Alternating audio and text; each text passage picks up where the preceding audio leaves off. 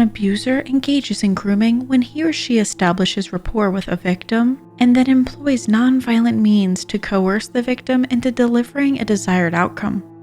What we mean by coercive control is a set of actions that the abuser does to obtain authority and control over the victim while simultaneously undermining the victim's sense of agency and self-worth.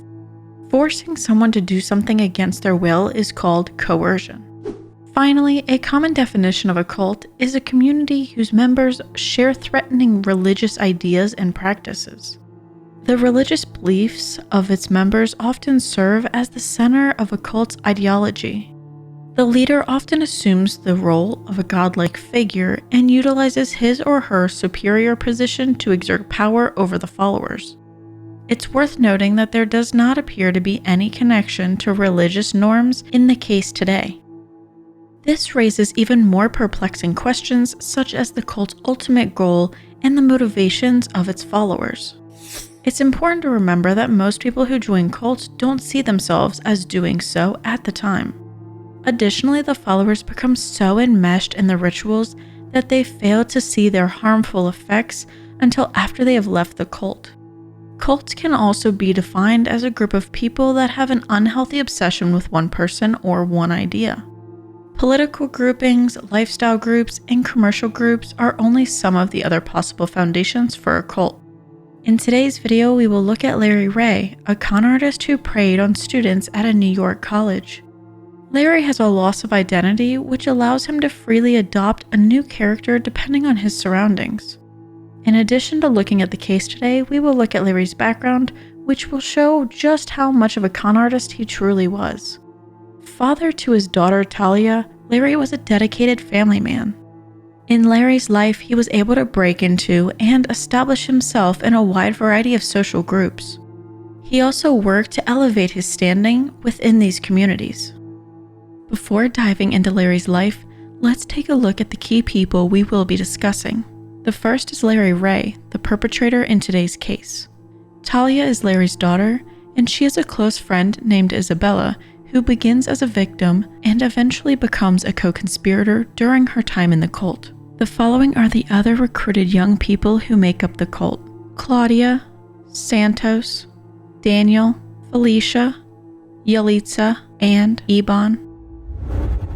First, we must address Larry's criminal history and his involvement with mafias. During the 90s leading into the early 2000s, Larry was known to having connections with mafias. Not much is known about his precise role due to the nature of the situation, but this will give us a general idea of the people and criminal enterprises he was linked with. Larry later asserted, though it was never proven, that he was related to Al Capone. It was stated by Larry that he knew Russian-American mobster Felix Sater, who was convicted of Russian mafia-related activities. According to Larry, he was dispatched to Russia by the FBI to secure Felix Sater's extradition to the United States. The fact that Larry would make such a boast is merely indicative of his inflated self-esteem. Larry became very good friends with the New York Police Department NYPD commissioner. Again, Larry isn't just pals with any old cop, but rather he has a close relationship with the most powerful police officer in a major city. Larry has risen so far in this group that he served as the NYPD commissioner's best man at his wedding. Larry was arrested for his role in a $40 million securities fraud conspiracy involving the Gambino and La Cosa Nostra crime families on Wall Street. Larry had high hopes that his personal relationship with the NYPD commissioner would get him off easy. As a result of this not happening, Larry became very angry and decided to get even with the commissioner. Because of this, Larry started working as an FBI informant. He revealed details about the Italian and Russian mafias, as well as the NYPD commissioner. A construction firm executive with mob ties renovated the residence of the NYPD commissioner for free. Larry's cooperation with the FBI resulted in 8 felony convictions for the commissioner. Years later, in 2020, the commissioner was pardoned for his crimes. Ironically, Larry was an informant for the very organized crime he was a part of and still benefited from. He discreetly omitted details about his own involvement in the schemes. Larry was terrified of revenge for his involvement as an informant and in the case that landed the NYPD commissioner in jail. He was terrified that at any time he may be attacked, poisoned, or both. For the remainder of his life, Larry will either be plagued by paranoia or use it as an excuse to manipulate those around him by appealing to their sense of empathy. Human trafficking, racketeering, money laundering, extortion, and the theft of private information have all been linked to mafias. Larry's cult will be based on the criminal practices he adopted while working with the mafias. Larry was put on probation after he was convicted of numerous charges relating to the mafia. Larry broke the terms of his probation by removing his daughter from the care of his ex-wife in violation of the custody arrangement he had signed. He was arrested because of this. Now it is 2010, and Larry imposes himself into a group of college students, laying the groundwork for his cult, which will last a decade. Talia, Larry's daughter, is currently a student at Sarah Lawrence College in New York. Talia idolizes her father, Larry, and is convinced that her mother wrongfully sent him to prison, despite Larry's criminal history. Talia's impression of Larry demonstrates his manipulative and controlling nature. Larry decides to move in with his daughter and her roommates Santos, Daniel, Claudia, and Isabella. Before Larry arrived, Talia had been bragging to her friends about her wonderful father and the benefits they would receive from having him live with them. In this light, we need to remember that they are young adults attempting to find their place in the world for the first time, and that being far from home may make them feel disoriented and alone. In his new role as their roommate, Larry has become a reassuring and nurturing presence in their lives. Larry provides food for the group of students, which may seem trivial, but to them, it's a godsend. Larry is both a therapist and a parent figure for the students, helping them work through their problems. Talia's best friend in the dorm is Isabella, and Larry takes a liking to her. Larry shares a bed with Isabella and reassures the rest of the group that it is simply to watch her, as if this is part of her therapy. Throughout the course of the semester, Larry demonstrates his genuine care and willingness to assist the students. He is currently in the grooming phase of his relationship with each of them, during which he is getting to know them better and developing emotional connections with them. Now that finals are done, students may relax and recharge during holiday break. Larry talks Isabella into staying with him for the vacation when most students would rather remain at home with their families. Larry contacts Isabella's mom to inform her that her daughter is not allowed to return home for the holiday because she poses a danger to herself if she is alone. He adds that she is currently receiving treatment to assist her in overcoming her difficulties. This is an essential part of Larry's strategy to establish power over Isabella. As a result of Larry, Isabella has cut ties with her loved ones and comes to realize that she may find comfort in him. The brainwashing of a person is greatly aided by isolating them from any outside influences. Talia, Larry, and Isabella reside in the apartment that Larry's friend Lee Chen owns in New York City. On numerous occasions, Lee had to travel for work, leaving Larry alone in the apartment. To Lee, this arrangement always seemed like it would be short-lived. In some ways, he was correct. Once the spring semester begins, Larry, Talia, and Isabella return to campus to be with Santos, Daniel, and Claudia. Their spring semester is very similar to Larry's first. He looks out for them, directs them, and provides the encouragement they need. These students have been fully groomed. It should be noted that unlike the others, Larry does not appear to torment Isabella, or at least not in the same ways, making her his favorite follower. Because of this, Isabella is now an accomplice. The majority of the footage in this video is recorded by Isabella, and they feature her making comments to the other followers that are consistent with Larry's treatment of them. Larry is now prepared for the next stage of his cult. The school year has ended, and the 6 of them have relocated to Lee's apartment in New York City. Now that his group is ready to go, Larry is looking to bring in more young people as recruitments. Talia invites her ex-boyfriend Iban, while Santos brings Felicia and Yalitza, his sisters. All of the students are dealing with something, including depression, PTSD, and body dysmorphia, among others. Larry uses the students' mental health problems to his advantage by convincing them he can solve all of their problems. Whenever Larry tells a story about his life, he always makes it sound better and sometimes fabricates entire scenarios. Iban is a former military member who now experiences severe PTSD. Larry told Iban that he was a former Marine as part of the grooming process of establishing an emotional connection. Larry impresses Iban with his tales of valor throughout his time with the Marines. However, Larry made up these tales, as he did with most things. Larry was not in the Marines, he was in the Air Force, and he was only there for a meager 19 days.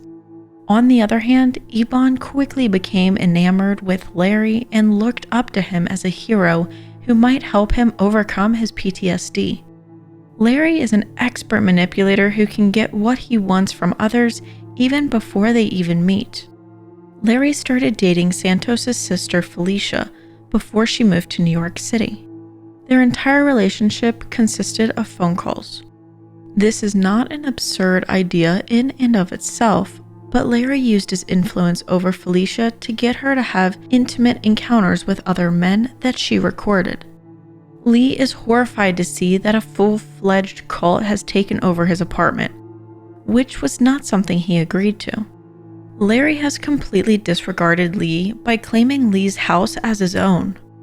Without consulting Lee, Larry has his group of young adults gut and refurbish his apartment. Larry even goes so far as to alter the apartment's locks. Lee can no longer enter his own home because Larry's cult has made it into their own headquarters. Larry's efforts are ramping up now that he has the group completely under his control and has taken them away from the campus. Larry starts blaming the students for things that they did not do as part of his manipulation process. At first, Larry questions the students about minor infractions, such as a scratched plate or something falling on the ground. He explains to the group that these blunders are the outward expressions of traumatic experiences they had as children, and that the point of his tough questioning about these blunders is to get them to open up about themselves, as if this was some sort of therapy process. One day, some of the girls brought food home from a restaurant, and by the time it got home, it was cold, as you would expect. Larry used this as a moment to teach them a lesson, grabbed the girls by the neck and flung them to the ground. As time passes, Larry begins to take a more direct and physical approach. Larry makes an accusation that Daniel has done something that he does not approve of. Because of this, Larry approaches Daniel with pliers in his hand. Larry fabricates wrongdoings to brainwash the students into believing whatever Larry says. Daniel has no idea where these accusations are coming from. When Larry is met with silence from Daniel, he demands that he put out his tongue. Daniel is physically threatened by Larry, who stifles his ability to speak until he agrees to accept the fabricated claim as fact. The following video is of Daniel and Larry's altercation. Keep in mind that Isabella is recording and laughing through all of Daniel's humiliation. Yeah, no, I don't. I did the comment stuff like back around the time of like the Mitt Romney blog, like way back, like months ago. You're trying to parse again, wanting to meet them. I'm being honest then. To meet them. See this how it feels? What if I pick you up like that? Can I pick you up by your tongue? Huh? Do you think I'm playing with you? Huh? Huh? You're a grown man, I'm a grown man. I don't like what you did. Hear me? Now one more time and I'm going to split your tongue in half. One way to demoralize individuals is to get them to agree to a lie. The students are being indoctrinated to take responsibility for any wrongdoing Larry may accuse them of and to accept his word as face value. When it came to the grooming process, Larry made sure that every single individual felt as if they were super important. For instance, Larry and Felicia's initial relationship was long distance. Felicia was a medical student at the beginning of a very successful career before she joined the cult. Once again, members of cults rarely see anything abnormal about their organization. That's important because in the home movies they made together, we will see just how badly Larry treated Felicia. Felicia's appearance, to an extent, was intentional. She wanted to remain unkept, so Larry would not use her for sexual means. Larry has told Felicia on multiple occasions that she is a threat to herself and others due to her constant disruption. This example may help us understand how Larry's strategy worked on Felicia. Imagine being told that you're angry when you know that you're not. Now you're frustrated and displaying indications of anger because they've accused you of being mad 5 times in a row. You weren't upset before, but now that someone is trying to tell you how you feel, you're annoyed. You may even reach a point when you forget how all of the arguments started and start to wonder if you really were mad to begin with. In the following clip, we will hear Felicia accept that anger is the reason for her actions. However, we do know that Larry claims Felicia is violent when she raises her arms in frustration, when Larry and Isabella frequently corner her in rooms. This may give us a glimpse into how Felicia's actions are being exaggerated by Larry, and Felicia is forced to accept that she is violent when she may not be. I've never seen you face like that. You're dangerous. I'm not dangerous. Please get a handle on yourself. Yes, I can get a handle. Gather yourself. I'm happy, normal, fine, no problem. I got it together now, Larry. You realize that you've assaulted and hurt Yalitza, your sister, and Isabella? Yes, Why did you hurt them? because I was angry. Okay, fine, you know what? I know all day, but that doesn't mean I need to go anywhere. Why do you hurt yourself? Why do you hit yourself? Because I'm angry. Why do you pinch yourself? Because I'm angry. Why do you want to bruise yourself? Because I'm angry. Felicia has a lot of trouble identifying and articulating her feelings. This is expected considering the torment Larry has subjected her to. He has completely dismantled her, giving him entire mental and, as we will see, physical power over her. While it's true that all of the followers were eventually broken down, Felicia seems to be going through even more mental anguish than the rest of the group. The difference in how her relationship began with Larry versus the others may explain why.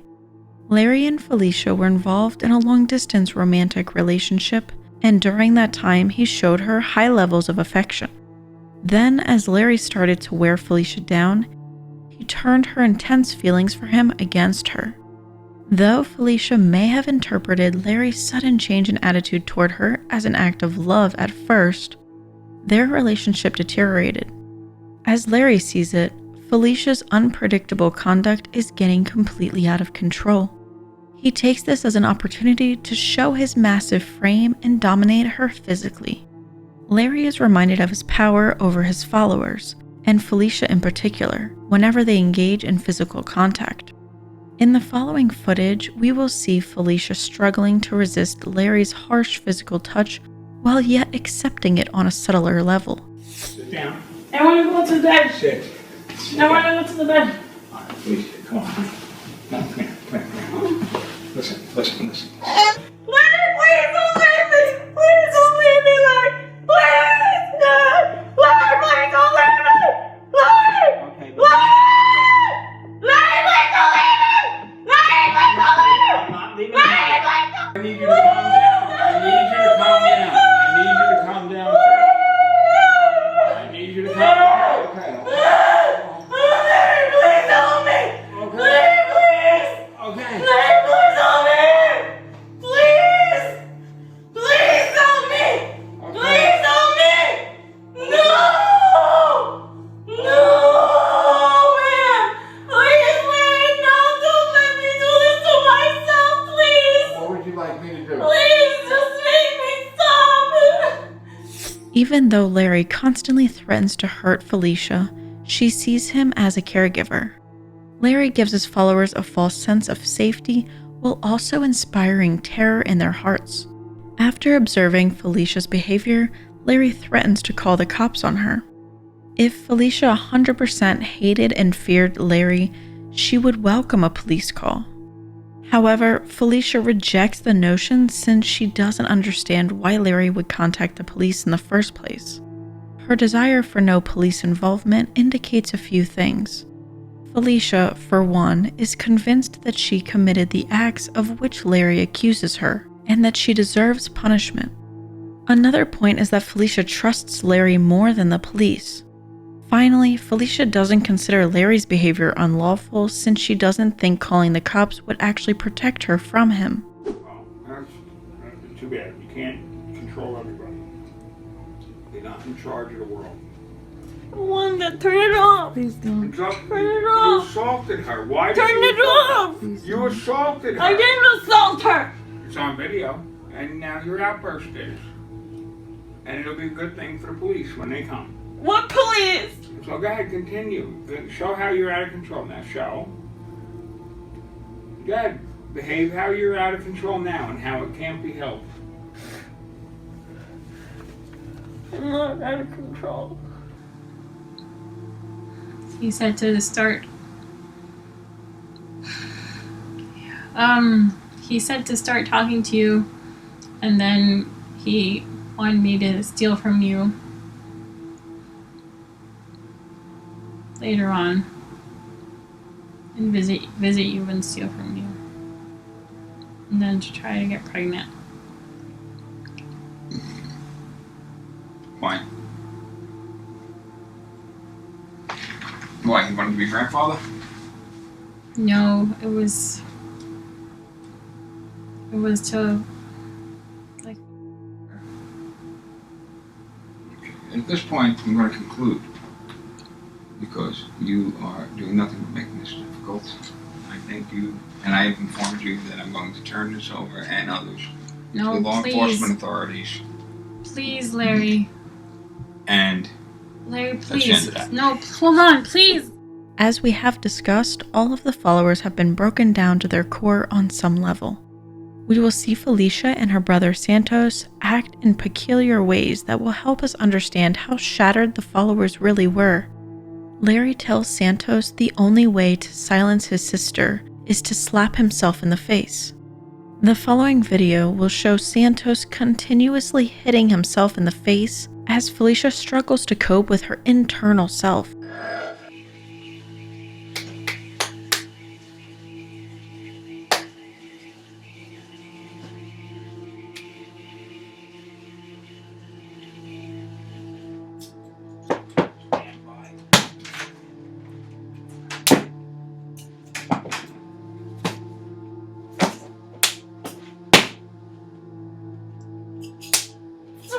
I'm done, Santos. I'm fucking done.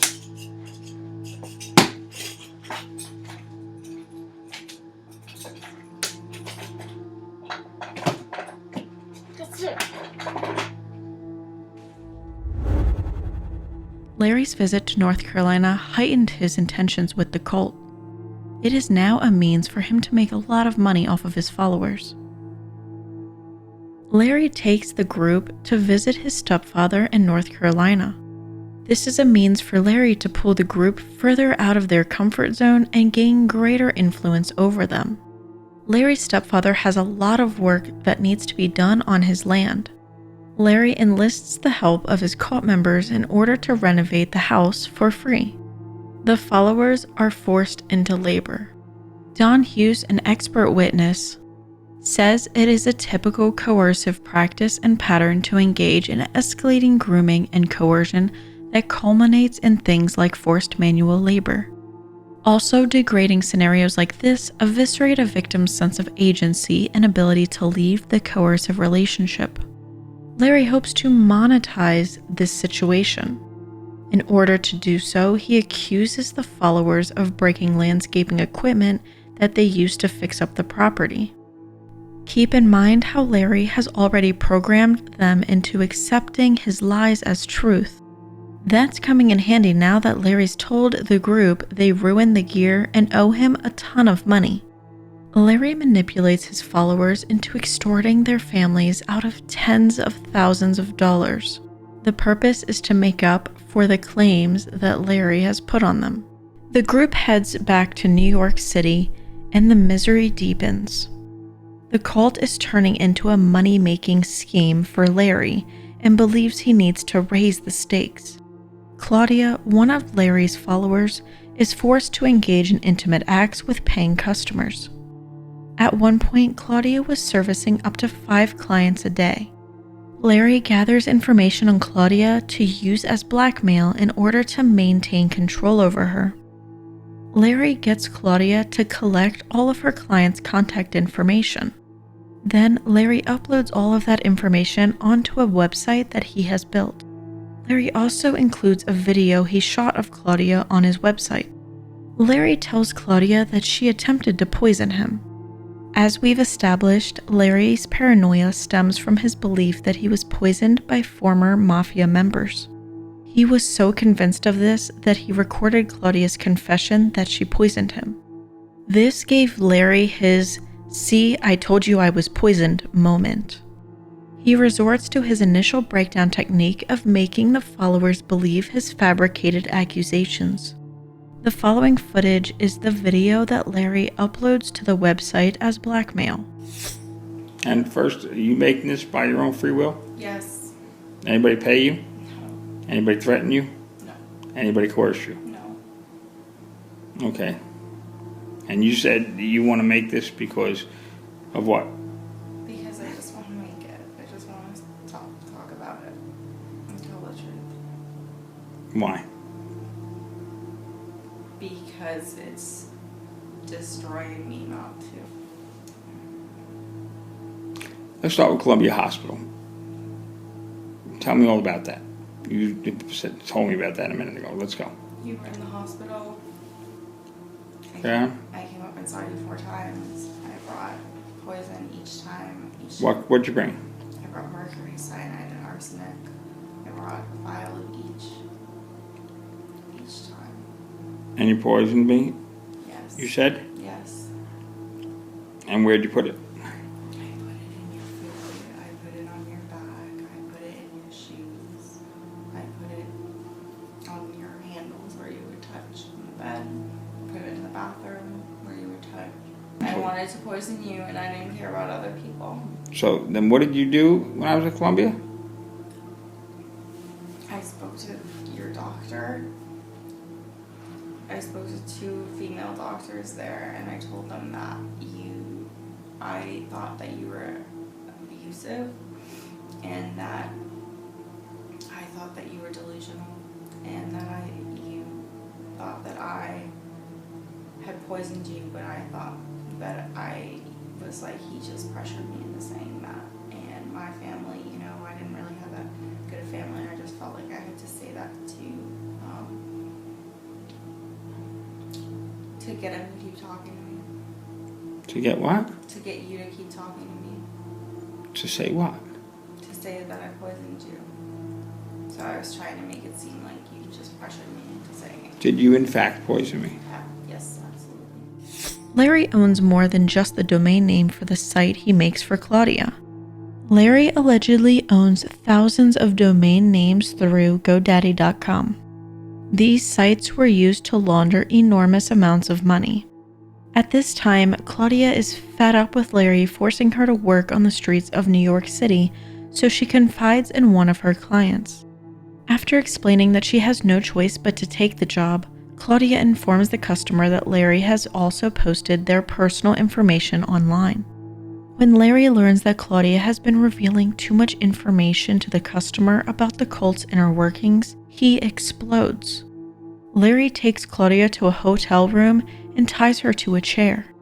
Larry is not by himself, however. He brings along Isabella to record the torment. With the air conditioner blasting, Larry douses Claudia in cold water. The cold water has Claudia shaking uncontrollably. Isabella joins in on the torment by telling Claudia, "It's not even chilly, it's room temperature water, stop pretending." It takes hours of Claudia's suffering before they finally pack up and depart the hotel. Claudia tells the client about her predicament again, even though she was just disciplined for doing so. This time the customer supports her and buys her a train ticket to get out of town. Claudia finally manages to get away from Larry after years of being tormented. Claudia made Larry over $2 million during the 4 years she was compelled to work with clients in New York City. All of the followers are about to snap. Felicia can't tolerate her internal struggles anymore. Felicia takes a moment to herself and dashes to the restroom. In the restroom, she finds a variety of pharmaceuticals in the cabinet. As Felicia grabs a fistful of pills, Larry busts down the door, interrupting her. The following clip is when Isabella realizes what Felicia is up to in the restroom and informs Larry of the situation. I hear a pill bottle opening and closing.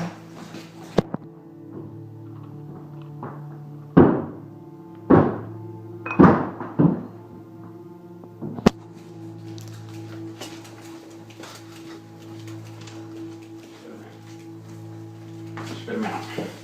Spit them? It's too late. I took Adderall. How many? Just a half pill.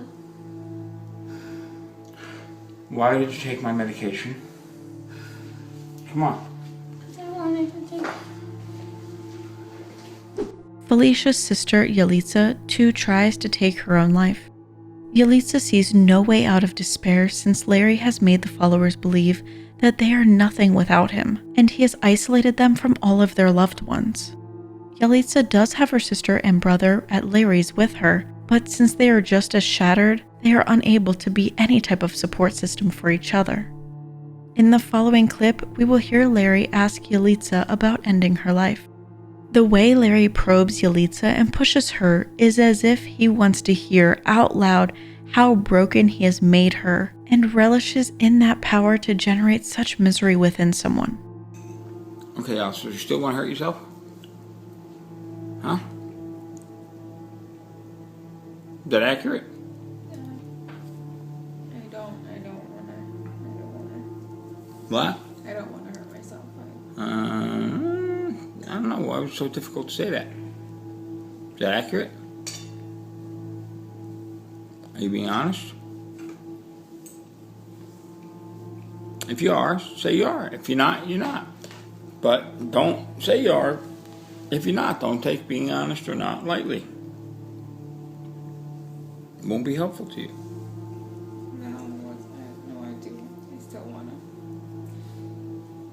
And how have you been thinking about hurting yourself? If I hurt myself or something working, it doesn't matter. Or if I would always have What? I could always OD again. You think about ODing again?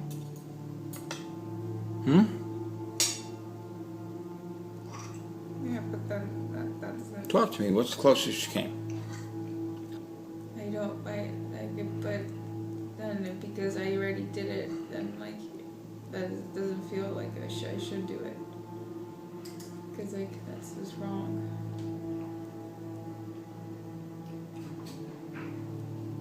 Trying to kill yourself is wrong, right? Killing yourself is a wrong thing. Yeah. You do understand that, or you don't? Yeah, but then I don't know what's gonna happen if I do. If you do what? If I do die. You'll be dead. Larry's downfall. The cult that Larry has formed dwells in Lee's apartment for years. It takes 6 years for Lee to fight the courts to get Larry evicted. Remember, the apartment was never Larry's, and Lee never gave Larry any form of authority to entirely take over by changing the locks and refurbishing the apartment. Students did have issues with Larry living on campus and interacting with them throughout the year. Unfortunately, no one looked into the matter. Since all of the abuse was happening in the New York City residence and in North Carolina, the college stated that technically no crimes were being committed on campus. It is 2019. Yes, 9 years from when Larry moved into his daughter's dorm. A student at Sarah Lawrence College publishes an article in the New York Magazine titled, "The Stolen Kids of Sarah Lawrence." The article outlines various claims against Larry. This article draws the public's attention, and the FBI proceeds to investigate Larry further.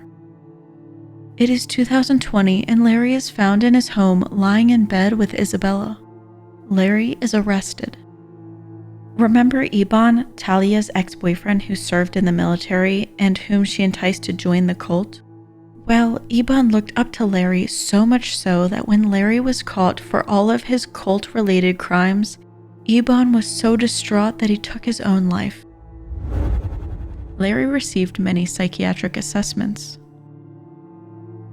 In 2005, Larry was administered a personality psychiatric assessment, and he was diagnosed with narcissistic personality disorder.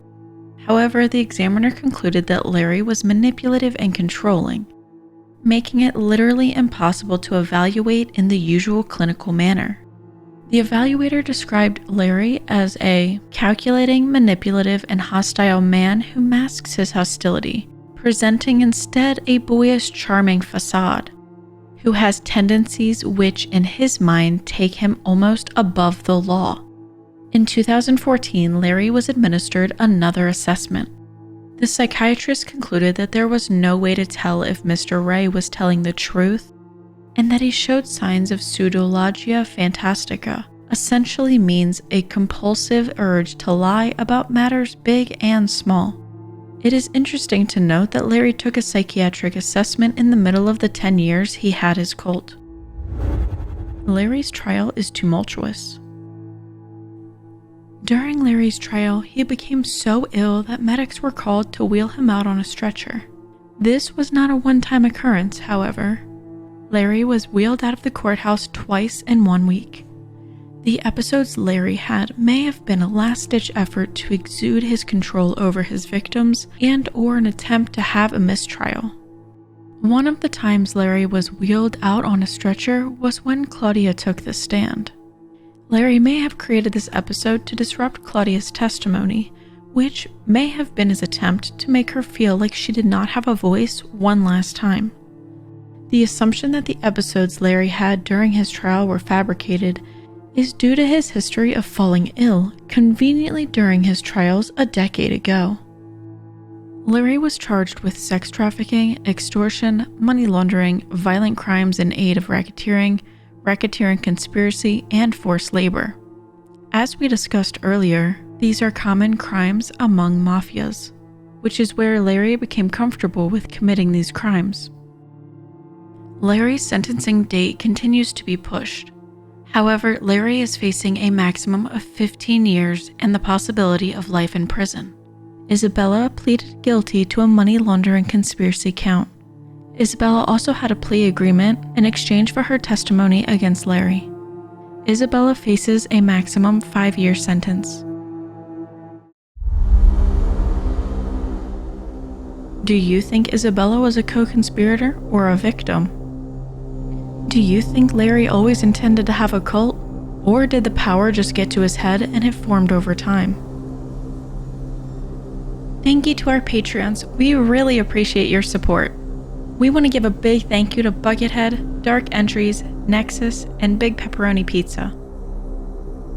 If you would like to get the uncensored and other content, feel free to join our Patreon today. Link in the description below. Thank you for watching, and join us next time when we explore the psychological maze of some of the most wicked people.